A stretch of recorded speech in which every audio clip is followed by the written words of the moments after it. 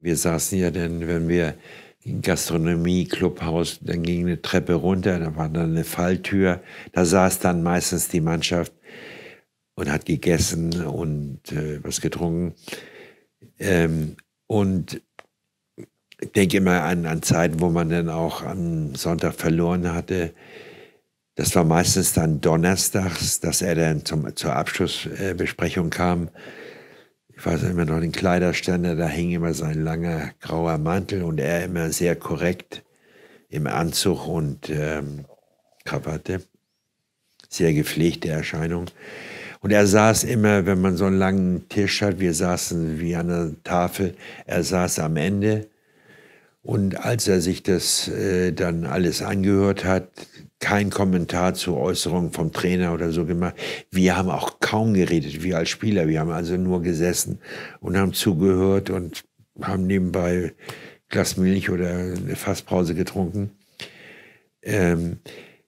Und meistens war es dann so, dass der Trainer dann sagte, Präsident Herr Koch, wollen Sie noch 2 Sätze sagen?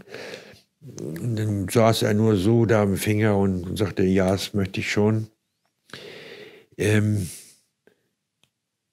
Es muss anders werden, Jungs. Und am Sonntag, da brechen wieder gute Zeiten für unseren Verein aus. Und bemüht euch mal da mal.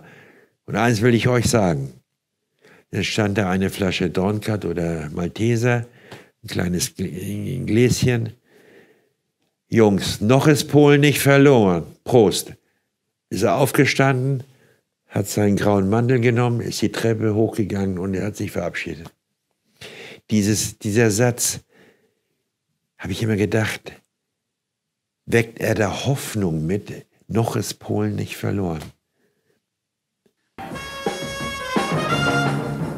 Tatort Hamburg St. Pauli. Das Wilhelm-Koch-Stadion zum 4. Mal in dieser Saison ausverkauft. 20.551 zahlende Zuschauer. Ja, Stadionumbenennung war damals ein wichtiges Thema, in der Tat, als das Buch von René Martens auf den Markt kam. Das erste richtig gute Buch über den FC St. Pauli war das, ja. War ja auch ein Kapitel über Wilhelm Koch drin, wo halt im Tenor drin stand, Wilhelm Koch war Gewinner bei der Arisierung des Deutschen Reiches. Also er hat von der jüdischen Familie eine Firma übernommen, die er dann halt zu seinem eigen machte. Waren noch ein paar andere Aspekte. NSDAP-Mitglied war ja noch ein Thema von Wilhelm Koch. Und das war natürlich ein Grund in der Fanszene, darüber zu diskutieren, ob wir noch in ein Stadion gehen können, was Wilhelm-Koch-Stadion heißt, wenn man weiß, dass Wilhelm Koch Mitglied der NSDAP war und Profiteur der Arisierung gewesen ist. Ja, und da hat der Übersteiger natürlich das sofort zum Thema gemacht, andere natürlich auch. Ich war ja auch früher in der AGIM. Und diese AGIM war sozusagen Vorreiter des Ganzen, um die Umbenennung des Stadions voranzutreiben. Gab es natürlich auch heftigen Streit in der Versammlung, aber das war uns klar, das mussten wir aushalten. Das war auch mir klar als Antragsteller. Kam ja auch so ein älteres Mitglied, dann, nachdem ich den Antrag begründet hatte, auf mich zu, hat gesagt, solche Leute wie Sie wollen wir im Verein nicht haben. So. Ich habe ihn dann gefragt, ja warum nicht, aber hat er leider nicht beantwortet. Das war noch der Konflikt Al-Jung damals. Ja, letztlich lief es ja darauf hinaus, dass es einen Kompromissantrag gab, wo das Ganze nochmal von einer Kommission untersucht werden sollte, was wirklich dahinter steckt, was ja dann erfolgte. Und dann gab es ja nach dem Bericht, der veröffentlicht wurde, eine Relativierung der Rolle von Wilhelm Koch im Bericht, kann man schon sagen. Also er war nicht so schlimm, wie wir dachten, dass er schlimm gewesen sein muss.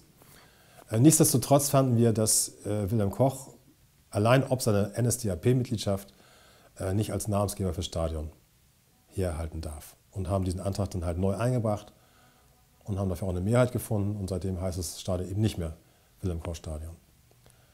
Das war eine heiße Zeit, das muss man schon sagen. Also da gab es ordentlich Anfeindungen innerhalb des Vereins auch. Aber es hat sich gelohnt, finde ich bis heute.